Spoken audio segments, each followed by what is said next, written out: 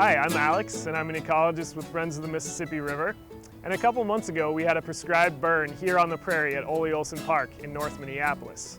In our last video, we talked about some of the benefits of using prescribed fire to maintain prairie habitats.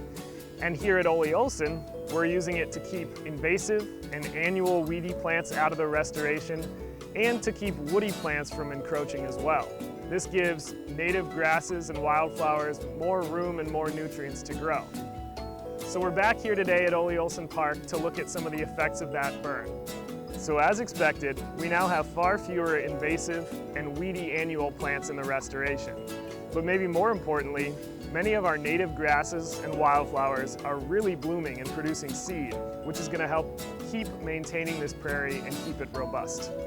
This is yellow or gray-headed coneflower. It's one of our most common wildflowers in our prairie restoration, and it's a really awesome pollinator plant. It provides pollen and nectar resources for bees, butterflies, and all sorts of pollinators. This one is purple prairie clover. It's another really common wildflower here in our restoration at Ole Olson. It's got these kind of fine feathery leaves and then these really pretty purple flower stalks. It's another great pollinator plant, but also provides a really awesome shot of color in the restoration. So this is butterfly weed. It's a kind of milkweed, and it's again a really awesome pollinator plant, and specifically really important for monarch butterflies, as monarchs require milkweeds to deposit their eggs.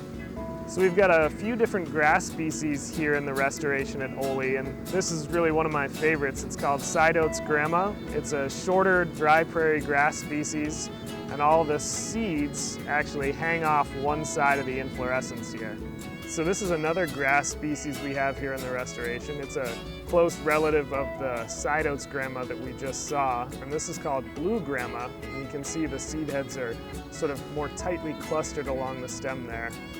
And these grasses are really important for adding structure to the restoration, adding nesting locations for butterflies and adding cover for small mammals. This is purple coneflower. It's a little past its peak here in the season, but it's also just a pollinator magnet for bees, flies, and butterflies. This prairie will now be burned every 2 to 5 years to keep it healthy. And I really encourage you all to come out and visit this great example of a prairie restoration so close to downtown Minneapolis.